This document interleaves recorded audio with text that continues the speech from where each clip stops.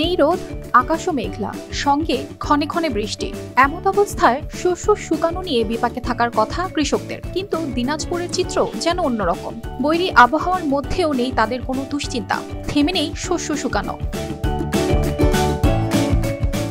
দিনাজপুর জেলার বিরল উপজেলার এই মিলে রাতেও চলে ধান শুকানোর কাজ।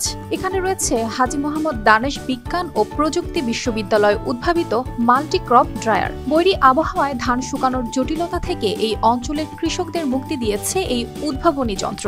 আমরা প্রতিদিন 1 থেকে 2000 বছর ধান নিয়ে আমরা প্রতিদিন সুন্দরভাবে শুকাইয়া লাভজনকের ভিত্তিতে আমরা আসি। আর অল্প খরচের মধ্যে আমরা লাভজনক, চাটালের চেয়েও আমাদের খরচা কম হয়। যারা নিয়ে আমরা ভুসা ব্যবহার করি, ভুসাতে আমরা লাভজনক বেশি হয় আর ভুসা ব্যবহার খরচা কম হয়। এখানে চাতালের থেকেও কম খরচে ও কম সময়ে ধান শুকাচ্ছে কৃষকেরা। এর ফলে ধান কাটার পরেই ন্যায্য দামে বিক্রি অথবা মজুত রাখতে পারছে তারা। ঝড় বৃষ্টির জন্য আমরা ধান ঠিক মতো শুকাইতে পারতাম না, তারপর ধান ঠিক মতো বিক্রি করতে পারতাম না। এই মিলটা হয়তো আমরা খুবই উপকারিত পাচ্ছি।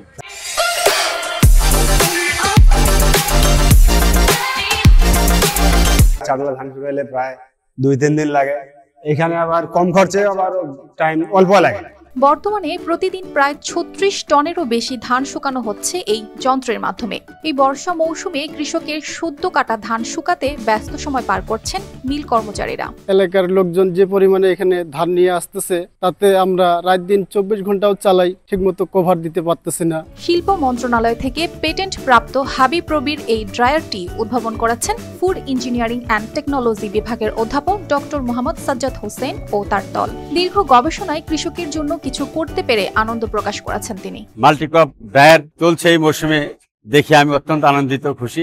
আমি আশা করছি আগামী 2-1 বছরের মধ্যে এই ড্রায়ারের ব্যবহার ব্যাপক বাড়বে। এজন্য এই প্রযুক্তি ব্যবহার করে মিল মালিক, চাতাল মালিক তারা যদি ধান শুকায় অতি অল্প খরচে এবং পরিবেশ বান্ধব প্রযুক্তি ব্যবহার করে তারা ব্যাপক লাভবান হবেন বলে আমার বিশ্বাস। মাননীয় খাদ্যমন্ত্রী এবং মাননীয় কৃষিমন্ত্রীর দৃষ্টি আকর্ষণ করে আমি বলতে চাই, এই প্রযুক্তি সম্প্রসারণের প্রয়োজনীয় ব্যবস্থা নিলে আমাদের দেশের কৃষক ব্যাপকভাবে লাভবান হবে। এই ড্রায়ারটি সম্প্রসারণ করে সারা বাংলাদেশে ছড়িয়ে দিলে কৃষকেরা শস্য শুকানোর জটিলতা থেকে মুক্তি পাবে এবং দেশের কৃষি খাতকে আরো সমৃদ্ধ করবে, এমন প্রত্যাশা সকলের। News desk, RTV।